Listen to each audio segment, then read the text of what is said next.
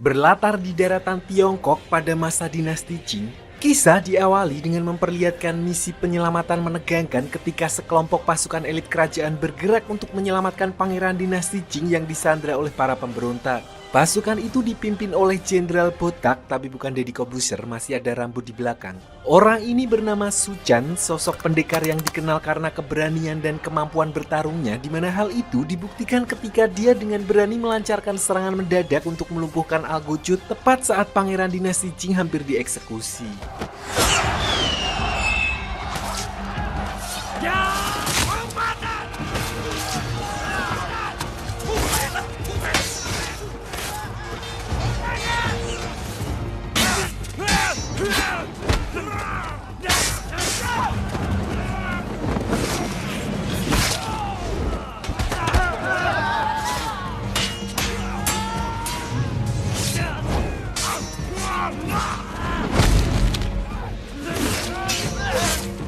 Dengan menunjukkan kemampuan bela diri yang luar biasa dan jiwa kepemimpinan yang kuat, Su Chan memimpin geger geden tersebut sampai akhirnya dia berhasil membalikkan keadaan dan menyelamatkan pangeran dinasti Qing, meskipun hanya tersisa 3 orang dari pasukannya yang berhasil bertahan, yang masing-masing adalah Kolonel Ma, Yuan Li, dan juga dirinya.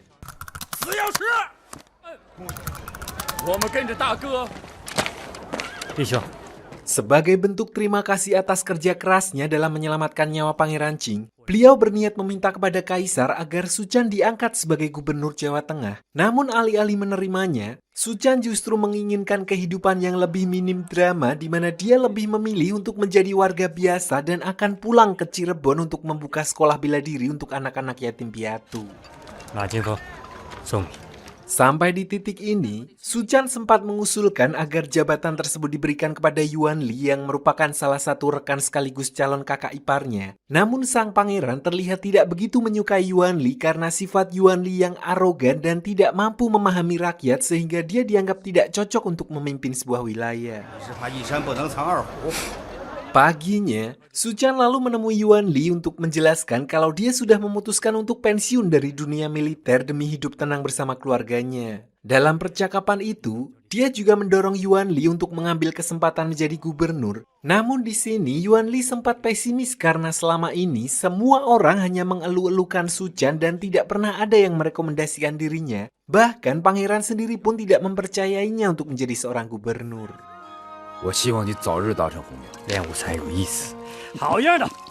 Singkat cerita, 5 tahun kemudian, diperlihatkan Su Chan yang kini telah menikah dengan Ying, adik kandung dari Yuan Li, dan dikaruniai seorang anak, di mana mereka hidup tenang dan damai dengan membuka sekolah bela diri Wushu. Pada waktu yang bersamaan, ayahnya Su Chan muncul untuk memberitahu kalau Yuan Li akan datang berkunjung untuk menengok keponakannya. Namun setelah menjadi gubernur, ayahnya merasa kalau maksud kedatangannya sekarang berbeda dan dia memiliki firasat buruk tentang hal ini.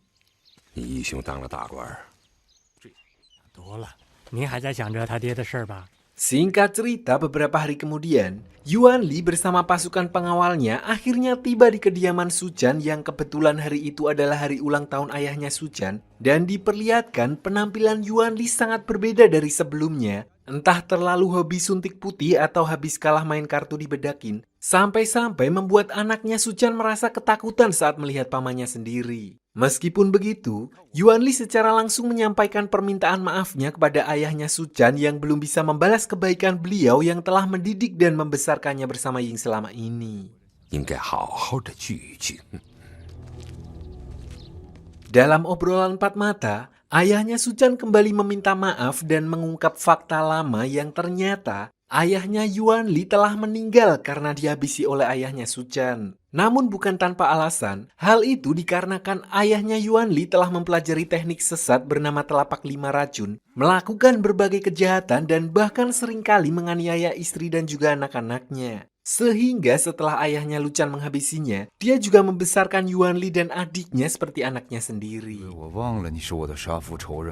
Di momen itulah, alih-alih belajar dari kesalahan ayah kandungnya, Yuan Li dengan tenang mengungkapkan kalau dia justru telah menyempurnakan jurus tersebut dan kedatangannya kali ini bukan sekedar kunjungan biasa, melainkan untuk menuntut balas atas kematian ayahnya.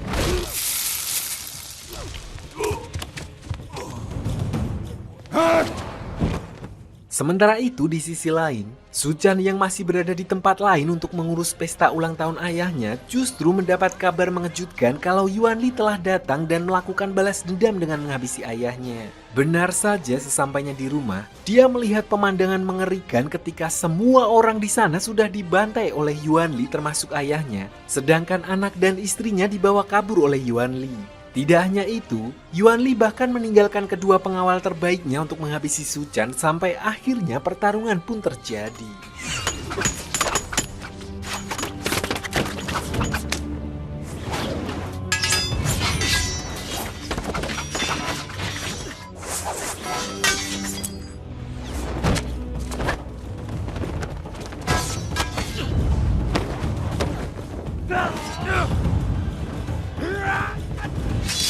Di sini meskipun Suchan sudah tidak aktif di militer, dia masih aktif berlatih setiap hari sehingga dia bisa mengimbangi bahkan melumpuhkan kedua pengawal Yuanli yang cukup tangguh, di mana dia pun bergegas mengejar mereka untuk mencari jejak Yuanli yang membawa istri dan juga anaknya.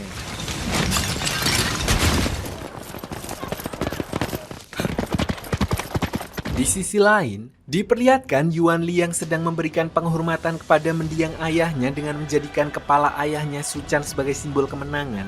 Namun di saat yang sama, Suchan tiba-tiba muncul dengan amarah yang memuncak dan langsung menantang Yuanli bertarung. Namun anehnya, pedang milik Suchan sama sekali tidak mempan terhadap tubuh Yuanli.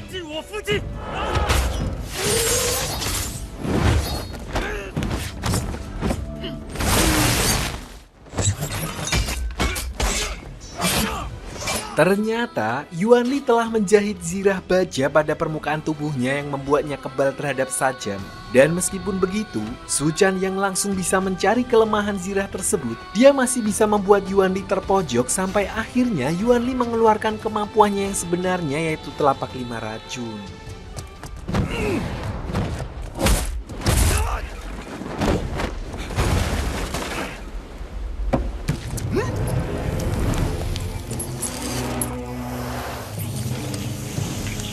Disinilah saat jurus berbahaya itu tidak bisa diantisipasi oleh Suchan. Sekali saja jurus itu mengenainya langsung membuat Suchan terluka parah dan tidak berdaya. Tidak cukup sampai di situ, Yuanli kemudian melemparkan Suchan ke Sungai Bengawan Solo, di mana hal itu membuat Ying pun langsung ikut melompat untuk menyelamatkan suaminya.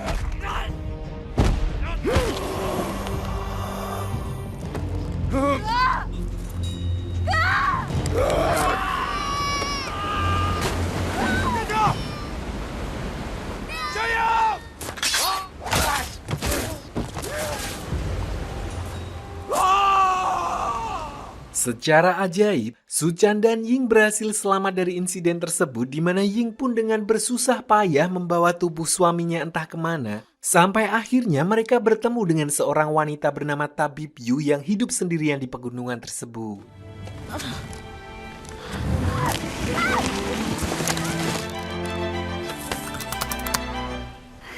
Di sini, Tabib Yu kemudian membawa mereka ke kediamannya dan menjelaskan kalau Suchan telah mengalami luka dalam parah, di mana dia pun langsung mengobati dan berhasil mengeluarkan sebagian besar racun yang ada pada tubuhnya. Tidak hanya itu, Tabib Yu bahkan mengizinkan Ying dan suaminya untuk sementara tinggal dan mengelola pabrik Orson UMKM miliknya demi untuk menyambung hidup.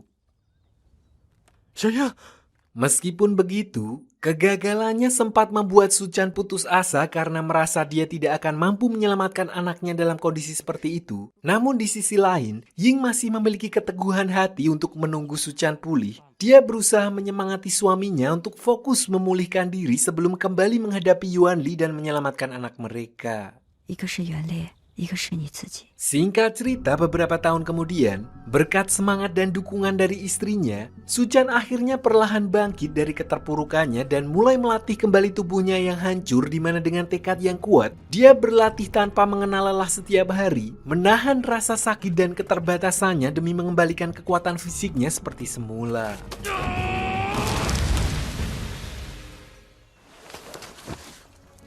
Sampai pada suatu hari, Suchan melihat dua pendekar misterius yang mengintainya dari atas pohon, dan ketika Suchan menyadari keberadaannya, mereka langsung melarikan diri menggunakan teknik meringankan dosa yang tidak pernah dilihat Suchan sebelumnya. Merasa takjub akan hal itu, Suchan pun mengejar mereka hingga tanpa sadar sampai di sebuah situs kuno di mana kedua orang ini dikenal sebagai dewa Wushu dan seorang pertapa tua.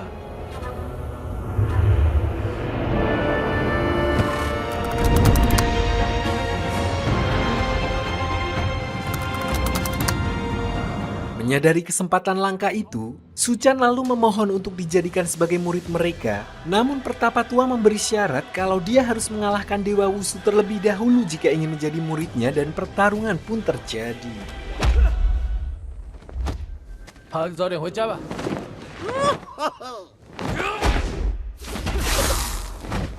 快！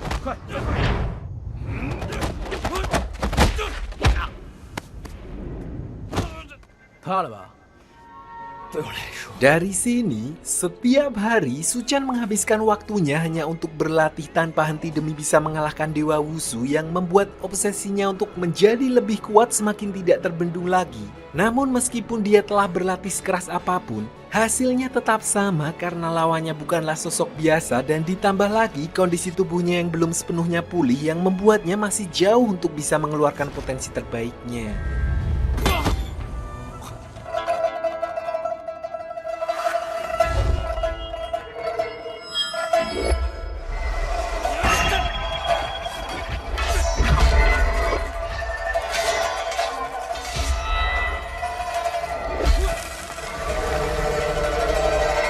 Singkat cerita, saat Tabib Yu berkunjung untuk mengecek keadaan Suchan, beliau dibuat heran saat menyadari racun di tubuh Suchan tiba-tiba menghilang sepenuhnya. Namun di saat yang sama, kondisi jantung Suchan mulai tidak stabil akibat terlalu memaksakan diri saat berlatih. Bahkan dia menilai perilaku Suchan akhir-akhir ini sudah mulai tidak wajar.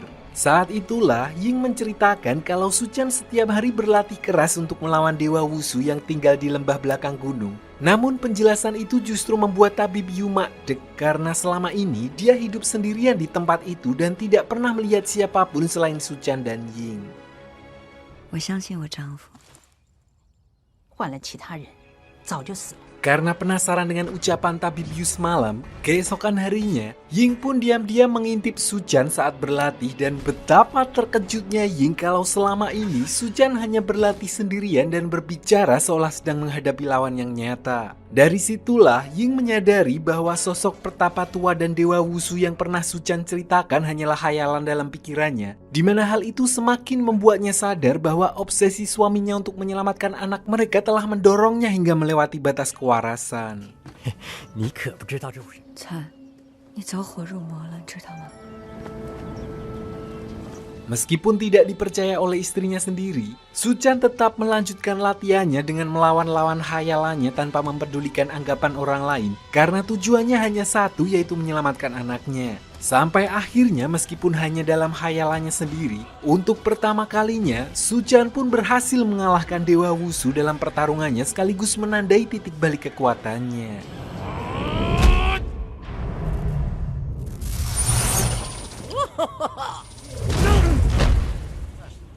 你已经有无坚不破的力量了。 Setelah itu, Suchan dengan penuh percaya diri kemudian menantang si pertapa tua untuk membuktikan kekuatan sebenarnya. Namun di saat itulah, dia tiba-tiba teringat perkataan Ying dan mulai menyadari kalau semua yang selama ini dia hadapi hanyalah sosok halu di dalam pikirannya sendiri. Meskipun begitu, justru dari metode itulah kekuatan dan energi dalam dirinya perlahan bangkit kembali, bahkan membuat Suchan yang sekarang jauh lebih kuat, matang dan siap untuk membalas dendam atas kematian ayahnya sekaligus menyelamatkan anaknya dari tangan Yuan Li. 你们只是我心中的幻想。 Tapi sialnya saat Suchan kembali ke rumah dan berniat mengajak istrinya pergi menyelamatkan anak mereka, dia justru menemukan surat dari Ying yang berisi keputusan istrinya untuk pergi sendiri menyelamatkan anak mereka, di mana dia sengaja melakukan itu karena tidak tega melihat Suchan yang perlahan kehilangan kewarasannya akibat obsesi yang begitu besar. 你的小鹰， Sementara itu di tempat lain, diperlihatkan Yuan Li yang tengah melatih telapak 5 racunnya yang ternyata berasal dari racun binatang berbisa yang dia serap secara rutin, sehingga efek sampingnya membuat seluruh tubuhnya menjadi pucat dan mengalami kebotakan.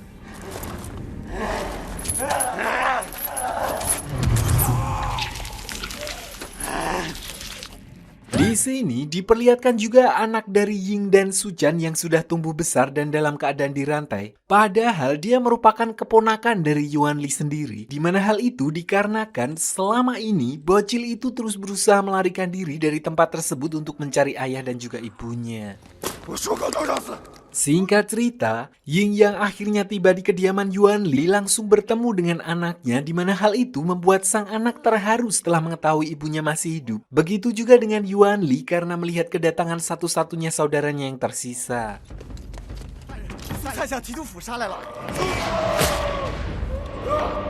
Namun tidak lama kemudian, Sujan akhirnya datang dengan amarah yang membara, di mana dia langsung menghabisi para pasukan pengawal Yuan Li yang mencoba menghalanginya dan menerobos penjagaan kediamannya, sampai akhirnya dia berhasil masuk dan melihat Ying bersama dengan anaknya.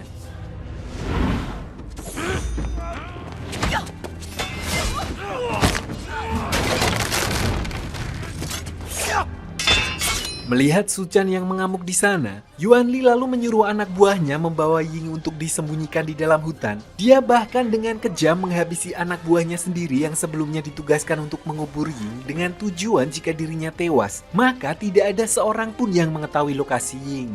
Di momen inilah, Sujan benar-benar menunjukkan kualitasnya sebagai ahli bela diri yang meskipun berlatih secara halu, namun hasil dari latihannya benar-benar nyata di mana dia dapat dengan mudah menumbangkan dua anak buah terkuat Yuan Li. Sampai di sini, Sujan akhirnya kembali berhadapan langsung dengan Yuan Li dalam pertarungan kedua mereka setelah sebelumnya dia sempat dibuat tidak berdaya akibat jurus telapak 5 racun milik Yuan Li. Kali ini dengan pengalaman dan pemahaman yang lebih baik terhadap teknik tersebut, Sujan bertarung dengan jauh lebih hati-hati mencoba menghindari serangan mematikan sambil mencari celah untuk memberikan serangan balik.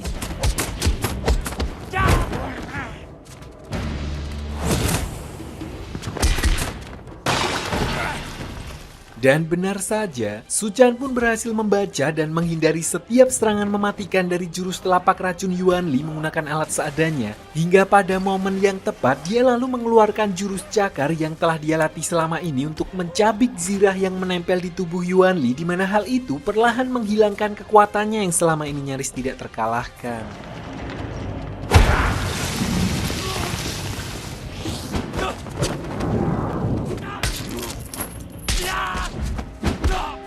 Dan ketika Sujan akan mengakhiri pertarungannya dengan Yuan Li, anaknya memohon agar dia tidak membunuh pamannya karena Yuan Li adalah satu-satunya orang yang mengetahui lokasi ibunya dikubur. Tanpa pikir panjang, Sujan pun langsung berlari menyusuri hutan untuk mencari Ying. Sampai akhirnya dia tanpa sengaja menemukan peti tempat istrinya dikubur. Namun semua itu sudah terlambat karena Ying telah meninggal di dalam peti karena kehabisan nafas.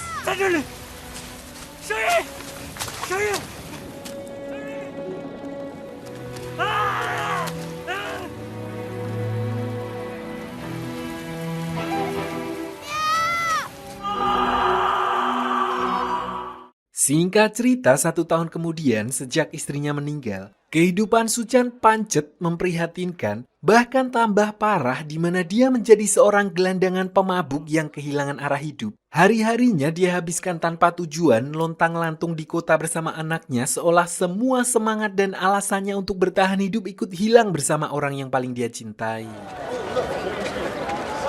Di tempat yang sama, suasana tiba-tiba memanas ketika terdengar keributan dari sebuah arena pertarungan ilegal, di mana seorang petarung tewas akibat kecurangan yang terjadi di dalam pertandingan. Kekacauan itu pun menarik perhatian ketua Federasi Wushu yang ternyata orang itu adalah Kolonel Ma, salah satu dari 3 orang yang berhasil selamat setelah menyelamatkan Pangeran Qing di awal film bersama dengan Sujan dan juga Yuan Li.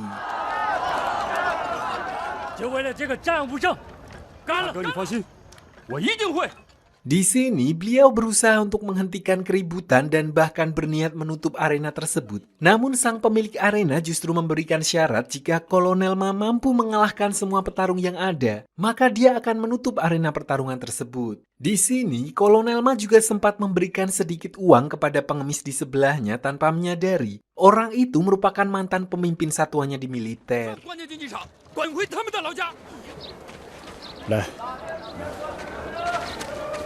Malam harinya, diperlihatkan Suchan yang sempat terlibat keributan setelah ketahuan meminum susu kedelai tanpa membayar di warung Bujazim. Namun situasi itu justru menarik perhatian seorang pemabuk lain yang kalau dilihat dari wajahnya mirip dengan Dewa Wushu. Dari sini bisa dipastikan kalau dia juga merupakan hayalan Suchan yang kembali memberikannya inspirasi untuk mempelajari jurus Dewa Mabuk yang sampai saat ini menjadi legenda bagi para pegiat kungfu. 别来助纣！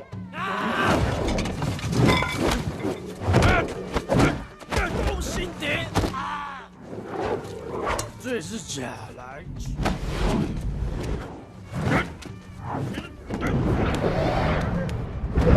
Tidak lama kemudian, pemilik warung kembali bersama Kolonel Ma dan di momen inilah Kolonel Ma baru sadar kalau pengemis memprihatinkan itu adalah Suchan, orang yang sejak dulu menjadi inspirasi baginya. Di sini, Kolonel Ma lalu menjelaskan kalau banyak pendekar Cina yang tewas sia-sia karena kalah dalam sebuah arena pertarungan ilegal. Oleh karena itu, dia akan turun untuk bertarung melawan mereka dan menyudahi siklus tersebut. 你能够振作起来，孩子，我希望你能够振作起来。 Keesokan harinya, diperlihatkan Kolonel Ma yang sudah bersiap memasuki arena pertarungan di mana dia mengajak Suchan dan anaknya untuk melihat langsung bagaimana kondisi di dalam arena tersebut. Di sana, Kolonel Ma harus berhadapan dengan pegulat berbadan besar dan tanpa menunggu lama, pertarungan pun dimulai.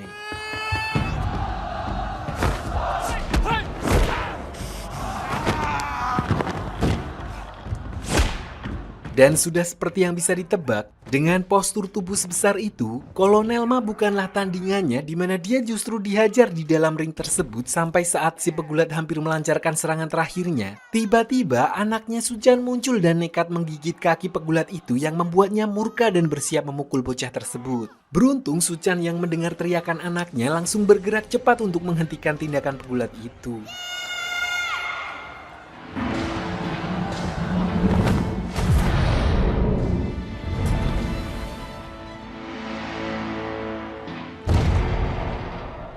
Melihat si pegulat yang tumbang hanya dengan satu pukulan dari Suchan yang mengartikan kalau Suchan bukanlah orang sembarangan, si pemilik arena pun langsung menaikkan taruhan dengan mengirim 3 petarung sekaligus ke dalam arena, di mana situasi itu membuat Suchan yang awalnya acuh dan tidak ingin terlibat, akhirnya tidak punya pilihan selain bertarung.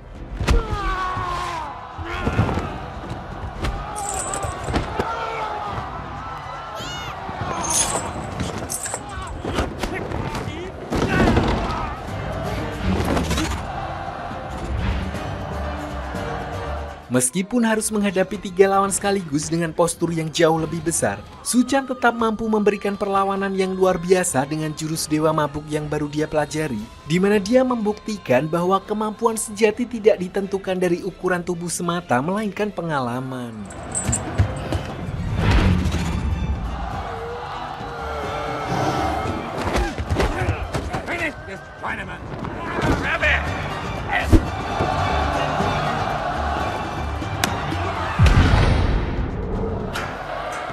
Meskipun begitu, di sini Suchan sempat terpojok ketika si pemilik arena kembali mengerahkan petarung yang tersisa untuk melawannya. Bahkan salah satu dari mereka disuntikan obat penguat yang membuatnya mengamuk. Namun tetap saja setelah semua yang dia hadapi, Suchan seolah tidak memiliki apapun lagi sehingga tanpa ragu, dia mengeluarkan semua yang dia miliki dan dengan gerakan yang tidak terduga, dia perlahan membalikan keadaan sampai akhirnya berhasil mengalahkan mereka semua dan keluar sebagai pemenang.